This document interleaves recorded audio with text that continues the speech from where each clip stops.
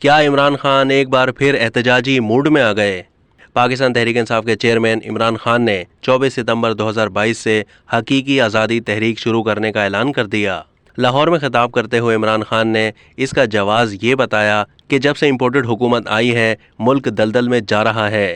آج عالمی مالیاتی ادارہ یعنی IMF اور ورلڈ بینک کہہ رہا ہے کہ پاکستان سری لنکا جیسی صورتحال میں جا رہا ہے۔ حالانکہ عملی طور پر صورتحال یہ ہے کہ IMF پروگرام کو عمران خان خود تعطل کا شکار چھوڑ گئے تھے، جسے موجودہ حکومت نے بحال کیا، جس کے نتیجے میں ملک میں مہنگائی کا سیلاب آیا۔ ان کی جانب سے احتجاجی تحریک کا اعلان بھی محض عوامی رابطہ مہم ہے۔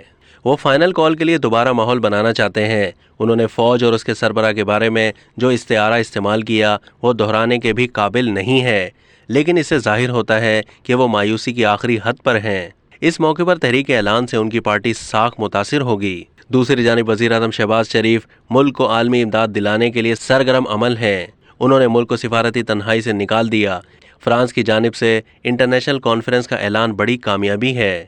انہوں نے شنگھائی تعاون تنظیم کے سربراہ اجلاس کے موقع پر روس، چین، ایران، ترکی، ازبکستان، تاجکستان، بیلاروس اور قازقستان کے صدور سے ملاقاتیں کی۔ روسی صدر سے گیس کی فراہمی پر بات کی، پاکستان میں بارشوں اور سیلاب سے ہونے والی تباہ کاریوں سے آگاہ کیا اور موسمیاتی تغیر کے ایشو کو اجاگر کیا۔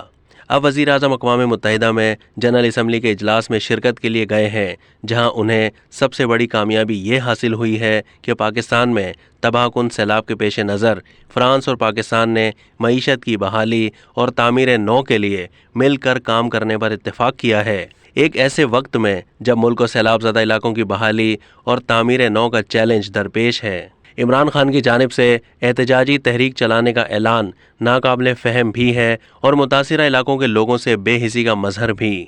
عمران خان نے ایک بار پھر آرمی چیف کی تقرری کا ایشو اٹھایا، جس کو سزا ہوئی تھی وہ وزیر اعظم بنا ہے اور لندن میں جا کر ایک سزا یافتہ شخص سے مشورہ کر رہے ہیں کہ پاکستان کا آرمی چیف کون ہوگا۔ اب تک کے لیے اتنا ہی۔ مزید معلومات کے لیے ڈیلی جنگ کے YouTube چینل کو سبسکرائب کیجیے۔